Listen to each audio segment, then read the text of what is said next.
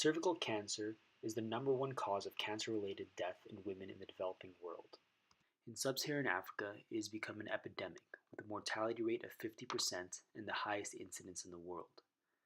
Most high-income countries have successfully tackled the cervical cancer problem through screening based on pap smear testing. This method has been an utter failure in sub-Saharan Africa for many reasons. It requires access to a physician, it requires a trained pathologist to interpret the tests, and requires an invasive cervical exam, which raises social and cultural barriers. We have now turned our attention to enabling self-testing for cervical cancer without the need for a cervical exam. The problem is that no one has developed a sensitive enough test that can be used for self-screening.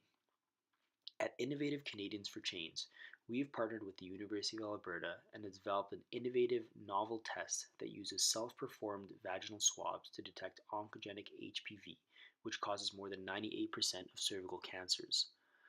Our method uses a revolutionary technology called droplet digital PCR to detect HPV cancer proteins with unprecedented sensitivity. In fact, it is the most sensitive test reported to date. This test costs less than a pap smear, uses less resources, does not require access to a physician or a cervical exam, and is more socially acceptable and time efficient by using self-testing.